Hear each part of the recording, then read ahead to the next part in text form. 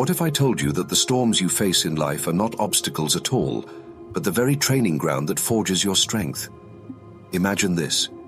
You wake up tomorrow, and everything you were relying on, your plans, your comfort, your sense of security, suddenly collapses. Most people would panic. They would see only disaster. But the Stoics would see opportunity.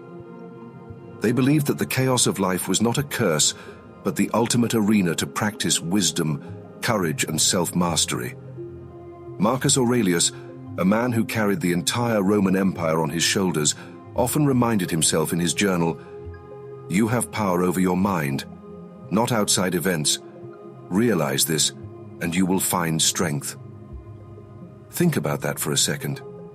Everything can be taken from you, your job, your money, your reputation, even your closest relationships, but your inner fortress, your judgment, your choice to remain steady, that belongs to you alone. And here's the loop I want you to hold on to until the very end of this video. What if you could walk through life unshaken, no matter what storm was raging around you? What would that version of you look like? Now, don't think this is about being emotionless or robotic. That's the biggest misconception about Stoicism. It's not about pretending not to care. It's about caring in the right way. Seneca once wrote letters to his friend Lucilius, in which he explained that life is short, fragile, and unpredictable. So why waste it on things outside our control? He compared our lives to actors on a stage. We don't control the length of the play, only how well we perform our part. Think about how powerful that is. You don't control whether today brings success or setback, love or heartbreak, praise or criticism. But you do control how you show up, whether you meet life with dignity, discipline and resilience, or with complaint and fear. And here's where modern life actually tests us more than the ancient world ever did. They fought battles with swords and shields. We fight battles with anxiety, distractions, financial struggles, and endless comparisons on social media. But the principle is the same. The obstacle is the way. Every hardship is material for growth. Every delay, every rejection, every insult, it's all fuel if you know how to use it. So let me tell you a story. One that carries a secret I'll fully reveal later on. Imagine a young man standing in the freezing cold outside a Roman camp. He has no wealth, no status, and no certainty about tomorrow. He's been humiliated, betrayed, and forced into slavery. This man was Epictetus, who would later become one of the greatest Stoic teachers in history. His master broke his leg, leaving him permanently crippled, and yet Epictetus laughed. He simply said, "I warned you it would break." Can you imagine that? To have your body shattered and still remain calm, still remain free in spirit. That's the level of inner control the Stoics practiced. And here's the twist. Epictetus taught that you don't need freedom of body to have freedom of soul. What you need is mastery of your perception, because suffering doesn't come from events. It comes from how we interpret them. Hold on to that thought, because it will completely change how you see the hardest moments of your own life as we move deeper into this journey. Now pause for a moment and look at your own challenges. Maybe you're dealing with financial pressure. Maybe you've lost someone you love. Maybe you wake up with anxiety every single day, scrolling through your phone and comparing your life to others, wondering why you never feel enough. The Stoics would tell you, stop.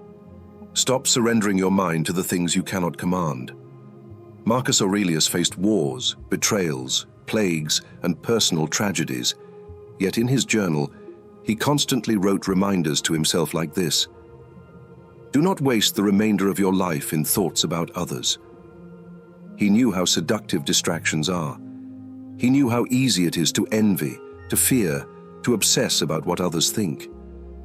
But he also knew that all of that weakens your spirit. Instead, he chose to anchor himself to what he could control: his thoughts, his choices, his character. And here's where you should lean in, because if you truly understand this, your life will never be the same. The storms you are facing right now might actually be the very thing shaping you into the person you're meant to become. The question is, will you resist them, or will you learn to stand tall within them? Let's return to the story of Epictetus, because within it lies one of the deepest secrets of Stoicism. He was born a slave, his body broken by cruelty, his freedom stolen.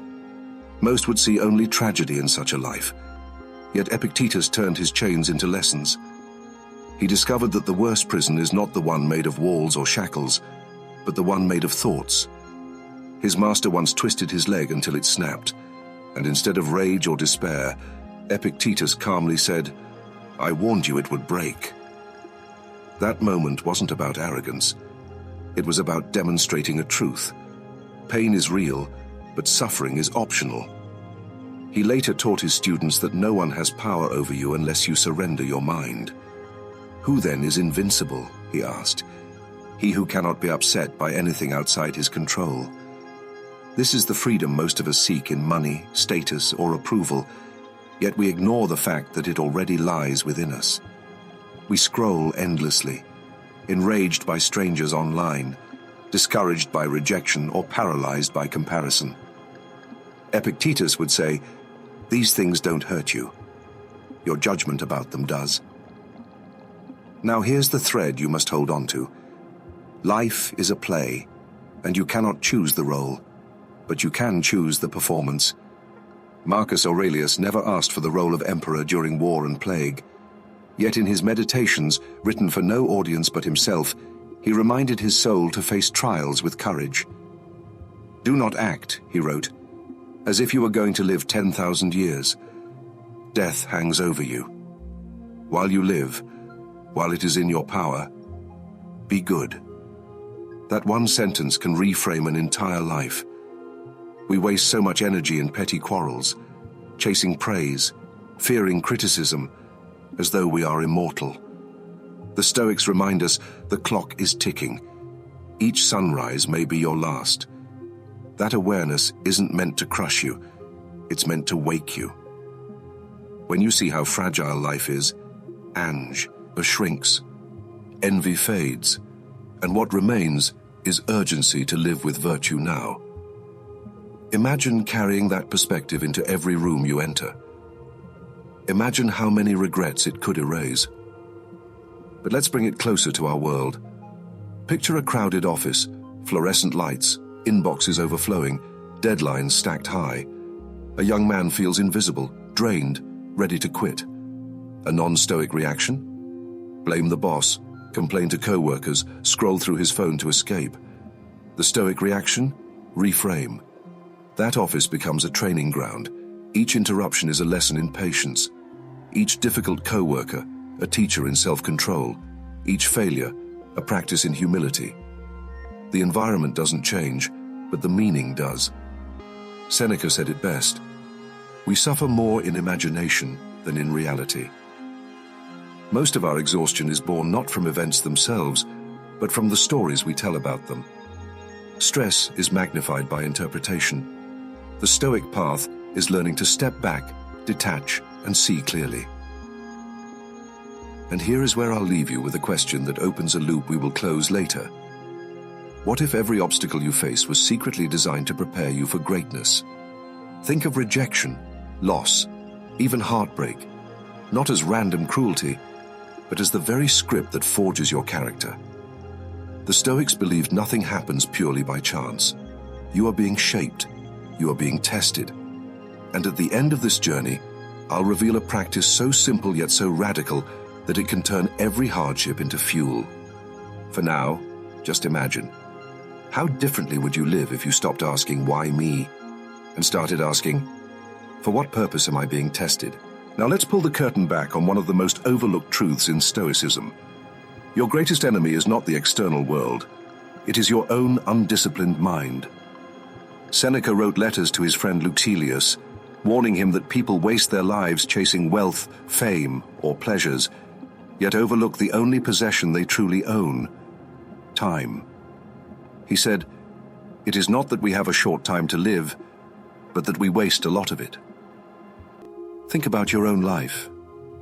How many hours have vanished scrolling on a phone, trapped in arguments that didn't matter, replaying the past instead of shaping the present? The Stoics weren't against enjoying life, but they were ruthless about recognizing the cost of distraction. And here's where the paradox lies. Most people fear death, but live as if they are guaranteed infinite tomorrows. Marcus Aurelius often reminded himself that kings and slaves alike are swallowed by the same earth. The question is not whether you will die. The question is whether you will truly live before you do. To make this real, let's step into another story. Imagine a young athlete, obsessed with winning, training endlessly, pouring heart and soul into reaching the top. But one injury shatters the dream, and suddenly the future he built his identity on collapses. What now? Many would fall into despair, clinging to what can no longer be. But the Stoic response? Shift the perspective. The injury is not the end, it's the beginning of a new test. The body may be broken, but the mind still has infinite strength to train patience, resilience, and wisdom. Epictetus, who limped for life, would say, "It is not what happens to you, but how you react that matters." And here is the hidden twist. Sometimes the very thing that feels like the end of your path is actually the doorway to your true purpose. The obstacle is not blocking the way. The obstacle is the way. But let's bring this back to you right here, right now. How do you respond when things go wrong? When a friend betrays you, when a dream job rejects you, when the unexpected happens? Do you collapse, or do you ask, what virtue can I practice here? The Stoics weren't superhuman. They felt grief, anger, disappointment.